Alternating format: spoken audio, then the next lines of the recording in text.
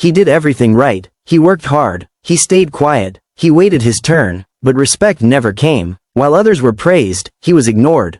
While others were promoted, he was told to be patient. Hi, and welcome to ACG Stories, the channel where we share stories of love, equality, and human right. This is the true story of a man who waited his entire life to be respected, and the moment it finally arrived, it changed everything. Stay until the end, because this ending is worth the wait. A true life story of humiliation, patience, and quiet victory. For most of his life, respect was something Michael Reed watched other people receive.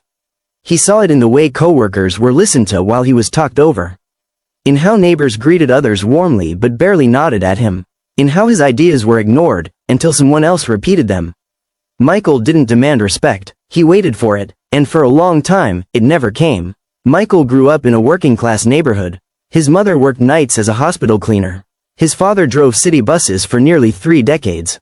They weren't rich, but they were disciplined, proud, and deeply hopeful. From a young age, Michael learned one rule: don't cause trouble.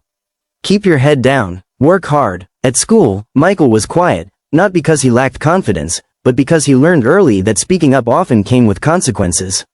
Teachers praised his grades but rarely called on him. Classmates joked about his clothes. Group leaders passed him over. He noticed something before he was even old enough to name it. Some people were heard automatically. Others had to earn permission to speak. Michael belonged to the second group.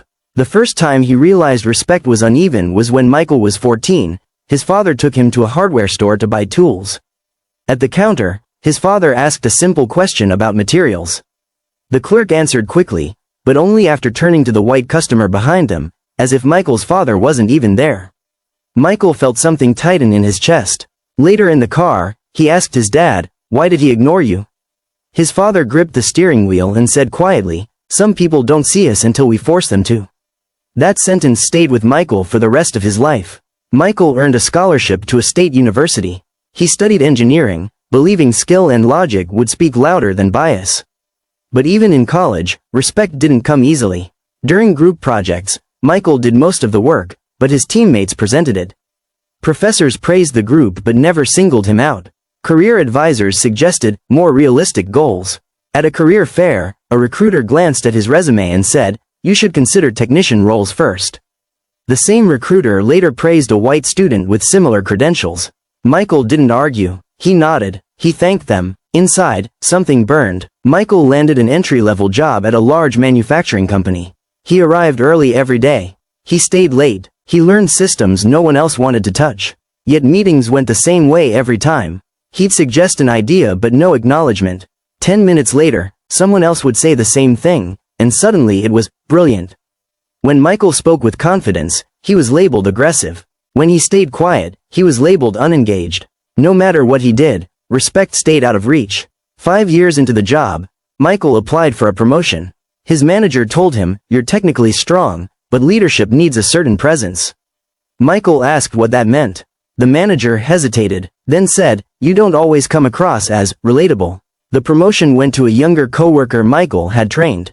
That night, Michael sat alone in his apartment and seriously considered quitting. Not just the job, but the belief that patience would ever be rewarded. He had waited his whole life for respect, and he still didn't have it. Michael didn't quit, but he changed, not his personality, his strategy. He stopped waiting to be noticed, stopped hoping fairness would show up on its own.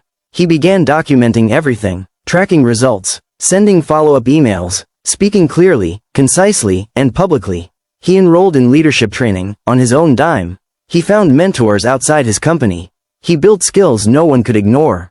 Michael didn't raise his voice. He raised his value. The change didn't happen overnight, but it happened. Executives started copying him on emails. Teams asked for his input directly. Projects were assigned to him, not around him. One day, during a meeting, a senior director interrupted Michael. Another executive said, "Let him finish. I want to hear this." Michael froze for a split second. Someone had defended his voice. For the first time, respect wasn't something he imagined. It was real. 1 year later, the company went through restructuring. A new leadership team reviewed performance data, blind to personalities. Numbers don't lie. Michael's projects had saved millions. His systems improved efficiency. His teams had the lowest turnover. When the promotion announcement came, the room went silent. Michael Reed was named operations manager. Some clapped enthusiastically. Others looked shocked. Michael didn't smile. He breathed. Weeks later, Michael walked into a meeting with external partners. As he introduced himself, one of the clients stood up and said, "We've heard great things about you." They listened attentively. They took notes. They asked for his opinion. No interruptions. No dismissals. After the meeting, a younger employee approached Michael. "I've been watching how you move," he said. "It gives me hope." That was when Michael understood something powerful.